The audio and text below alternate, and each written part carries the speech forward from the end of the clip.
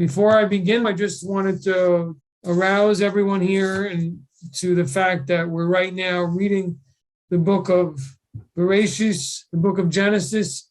And it's really, I've said before to people, it's the book for the Noahide, because it's before the advent of the children of Israel as a nation, before the Torah was given at Sinai, before the Torah starts focusing in specifically on the children of Israel. And you have a lot of incredible, lessons in just proper behavior, particularly if you follow Rashi's commentary of the sages in the story, in the Parsha of Bereshis, and the following Parshas, including this week's, in the story of Noah and the flood, and so on. And as that continues through the patriarchs, because you're talking about a time period before the Torah was given, so it really sheds a lot of light on what was permissible and what was forbidden in those days. To a ben Noach, everyone was a ben Noach, including the patriarchs, had the halachic, were halachically categorized as ben Noach, as Noahide. So it really is quite enlightening to examine that and to see, in terms of what are the messages, or, for example, if certain individuals were punished before the Torah was given, the assumption would have to be that most likely that's something that is very serious under Noahide law, which brings up a lot of interesting questions in terms of some of the things that we see, at least in the later Parshiot, are not necessarily part of open Noahide law. But we'll get to that probably. Hopefully, I'll remember as the weeks go on, as we get to certain parshias. For example, what I'm particularly thinking of is in the parsha of Vayigash. No, excuse me, in the story in Vayeshev, in the story of Judah and his sons. Is what I'm thinking about at the moment. But there's quite a few things. I wanted to mention to you a fascinating Noahide-related issue that came up in a discussion I had with a rabbi friend of mine this morning.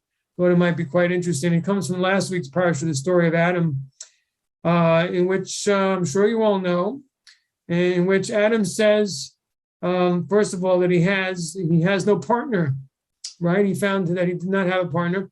And then God created took from his side, from a rib, possibly, but from one of the pieces of the side of his body, and created Chava, English they say Eve, with it. And then he said, this time now I found that this one is from me, from my own essence or from my own bones. And this and he realized this was his mate, and the Torah goes on to say, and therefore a man leaves his mother and father and cleaves to his wife, so on and so forth. So there's this peculiar Rashi from our sages that says that when he says, this time I have found, my mate, this time I see that this is from me, this one is from me, that the sages say that this is alluding to the fact that Adam was intimate with all the beasts of the fields, and he was never satisfied until he met Eve. So this seems like kind of a racy statement here. What kind of a strange statement is this here? Adam had relations with all the animals? That's bizarre. I mean, the question I asked the rabbi is, I thought that Adam was like the highest soul. I thought he was God's direct creation, a divine design. And this is what he's doing? He's committing bestiality? This is just bizarre, right? I mean, it's that was my question to Rabbi Moshe Frank, who's a friend of mine here and where I live. Rabbi. So that's my question. I don't know if anyone have ever heard this commentary before that I'm mentioning to you, but it's alluded from the words that Adam says, "This time I have found my, the one that is just like me that comes from me." So the fact that this time implies there were other times, right? So this was my question. And basically this has to do, the question really is deeper in terms of how it has to do with Noahide law. Because we know that Adam was commanded with 6 of the 7 laws. One of them was the law against adultery and other forms of promiscuous, incestuous type behavior. Obviously, bestiality is one of them. So didn't he violate this very core Noahide law? That is my question. Anybody have an answer? Can I repeat the question? This is kind of like little spice before we get back to the book, a little something special. But how could Adam, according to the sages, commit seemingly bestiality, have relations with animals when he was given the commandment against such behavior, as he was given 6 of Noahide law? In other words, the one that he wasn't given was the prohibition of eating the limb of a living animal. But the prohibition against adultery and other forbidden unions he was given. So what's going on over here? Timothy? Good evening, Rabbi. Good evening. It's a shocking thing to talk about. I've heard that spoken about before, but I also realize if you're just going to read it literally, first God brought all the animals to Adam and said, whatever you name them, that's what they'll be. And so then he brought every animal in front of them and he named everything. Then God saw that he didn't have a mate. So that made me think, he's naming all the animals and they're all starting to procreate, but he's just all alone. That's what I thought. So in my mind right now, before you say anything else, I would say, no, I don't think that was happening. You don't think what happened? He was doing bestiality, having. Okay, so you think that this saying of the sages of the Mishnah and Talmud is not literal, but maybe it means that he understood them, he got to know them well, and he realized they were not the right partners for himself. He felt alone, even though he knew the animals. Is that what you're saying? Or I'm saying that he saw every animal and he named it, and he realized that they were all different than him. So I guess, I don't know if he knew what alone is. I'm not clear on that. But then when Eve came, he was very happy because he had somebody that was like him. But I could be way out there, I'm just trying to answer what you said. Well, I don't know if they still make this. You may want to look it up. When I was growing up, there was a Hebrew-English Rashi translation by the Sansino Chumash, or Sansino Chumash. In other words, the Sansino Pentateuch, 5 books, in which Rashi was translated linearly, line by line. Because if you'd see this comment of Rashi quoted from the sages, you'll see that he says that this teaches us that Adam came upon, which is a euphemism, all the animals, and it was not, and he was his mind was, he was unsatisfied until until Chava, until Eve. So it could be Rashi in his humility doesn't explain the verse of the sages in its deeper meaning, and it's not literal. I think that's how in other words, taking your mode of thinking that it just can't be, which you're right. How could this be? This can't be literal. You have to be logical. I mean, Adam couldn't have done such a thing. So must be it's not literal. So yes, this is a form of midrash. Yes, probably from the Tanchuma. so that's one possible answer. And that was the first thing I was thinking, that it's not literal. But I have another answer for you, and you're going to find, I found this very interesting when I realized it, and then it sounded actually true. So listen to this. Listen to this. So if you look at the Talmud, we've discussed this before. I think it may even be brought in this book, but I think it's brought in the Path of the Righteous Gentile. You can look it up, forbidden sexual relations there. And it's learned from the verse in here in Genesis, in one of the first chapters. It's learned from the verses that discuss, that says, and therefore a man leaves his mother and father and cleaves with his wife. The primary source, okay, of where the Talmud deduces that God told Adam that he was forbidden, that there were forbidden sexual unions, was after Eve was created. Because, and it's alluded to from the fact that the verse says that because, in other words, that God created Eve, and that they become like that, they're one, they're parallel, they become a couple, and therefore a man leaves his husband and his wife. And I'm sorry, I misspoke. And therefore a man leaves his mother and father, and he cleaves to his wife. On that verse, the Talmud says that you learn from this that adultery is forbidden. Okay? So if that's the case, that means that this prohibition came about when? Only after Eve was created. Before Eve was created, there may not have, it appears that there was no prohibition against sex, there was no sexual prohibition before Eve. Or I could say it this way, the whole root and basis for forbidding other sexual relations is because God specified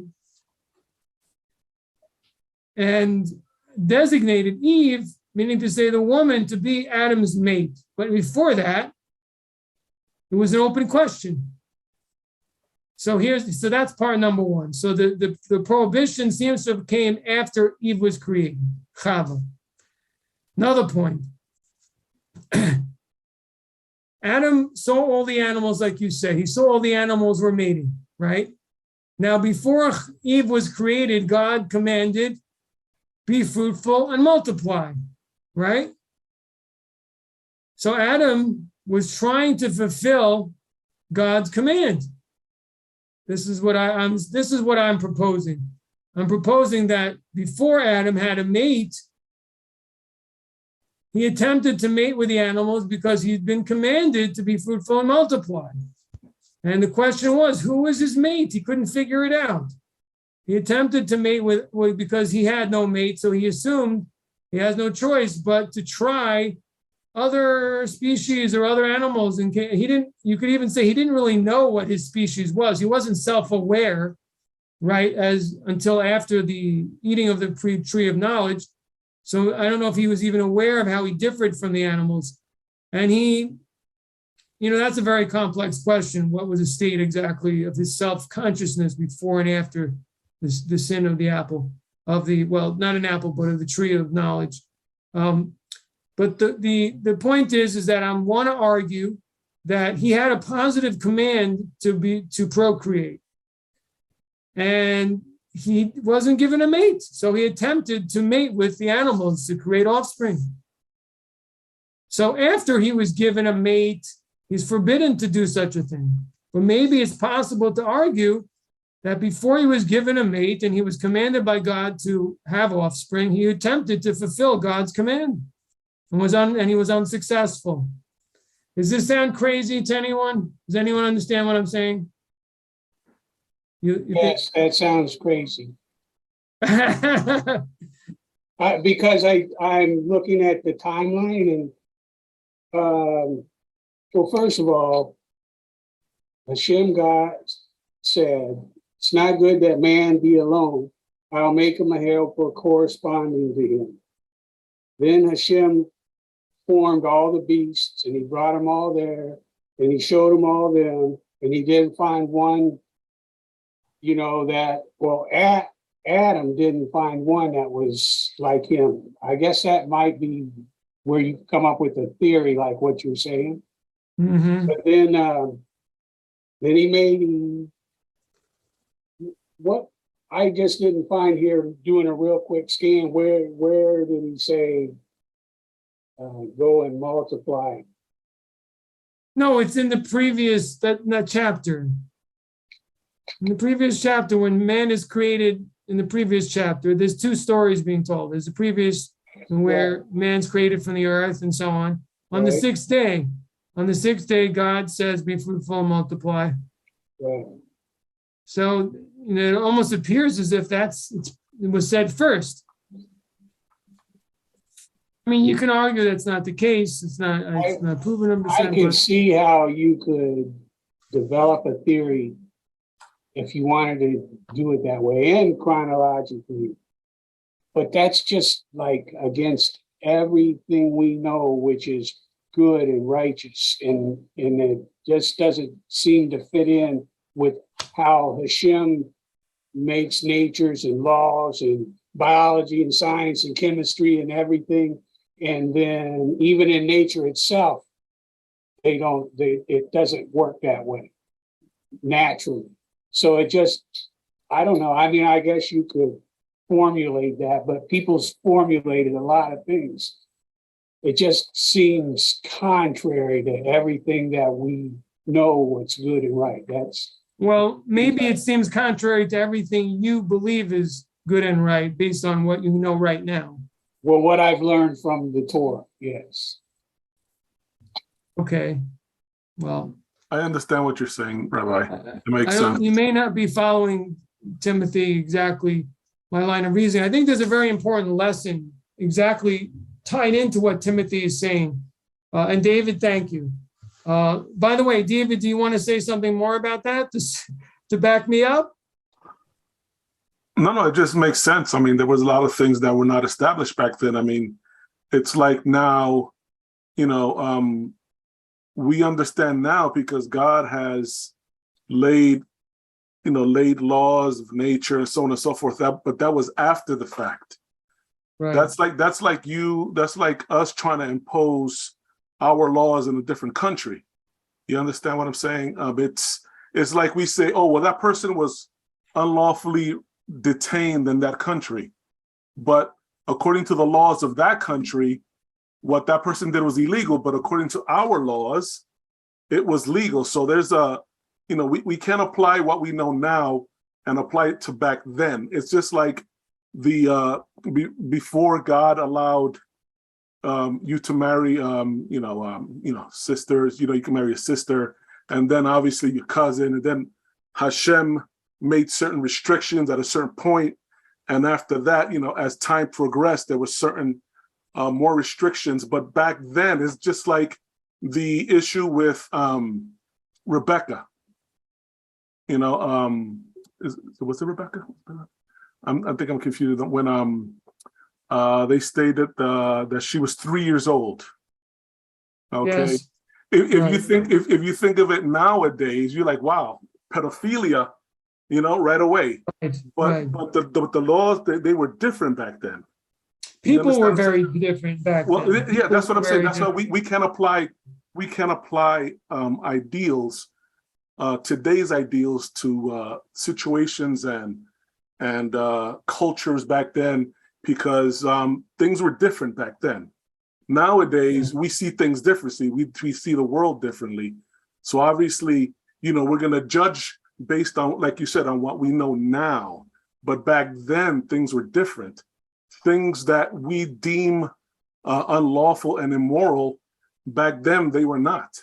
So it's hard, but it's hard to swallow. Hold on a minute. I'm not suggesting that in any way that it's proper, that bestiality is at all kosher No. or anything like that. What I'm suggesting is simply to try to understand and also learn some lessons from this fascinating statement of our sages, which, on its face is completely incomprehensible. And what I'm arguing is that basically, for one thing, what I'm saying is the power of the command to be fruitful at a time when Adam had no mate And so he did it appears, in fact, not it could be, it appears that the sages are alluding to the fact that he was attempting to fulfill God's command before he was given a mate. So he tried to fulfill this commandment through other animals. Again, we also don't know to what extent he was self-aware that he was different from animals. We don't know that. We know that Chava, Eve, and the snake had a whole conversation. So, what were animals like? In fact, animals may have been on a much higher plane than they are now. They may have had intellect and more similar to human beings. I mean, we don't know what was going on exactly at this very early stage. It's really a stage that's completely unknown to science. Of what was the Garden of Eden? What was life like in the Garden of Eden? We have no idea.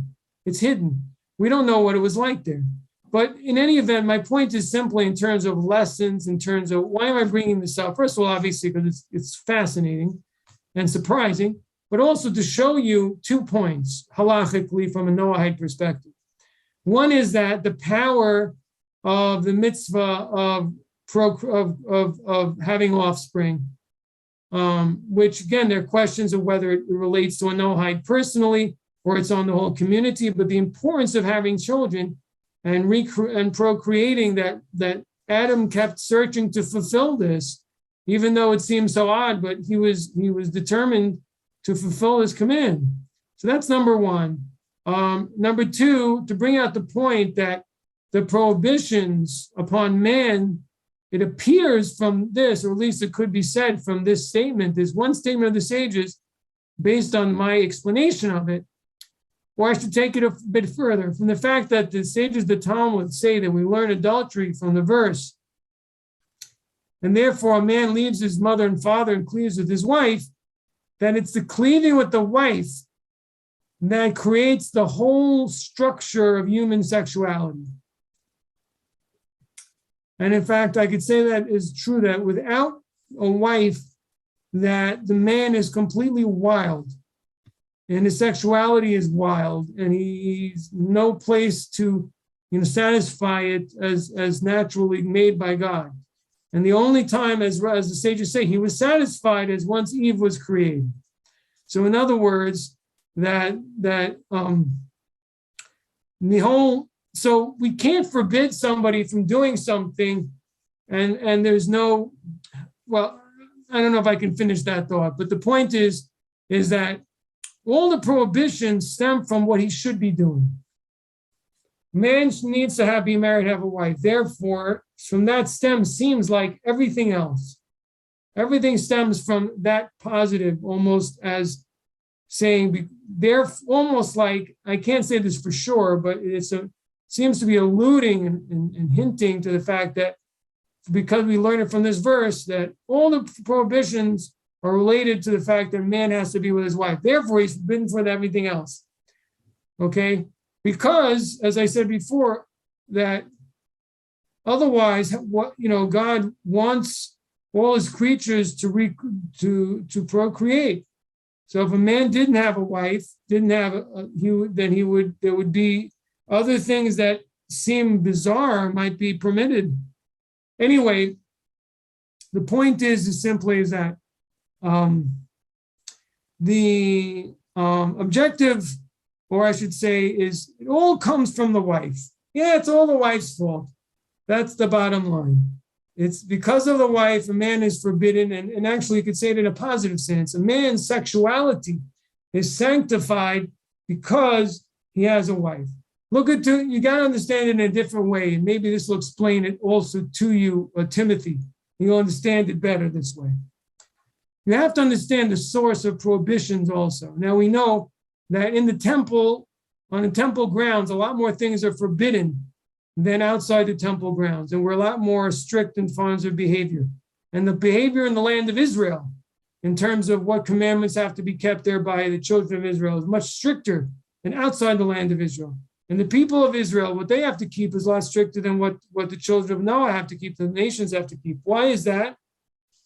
So the higher level of purity, right, and the higher level of connection to God and his mission, the more prohibitions are going to be.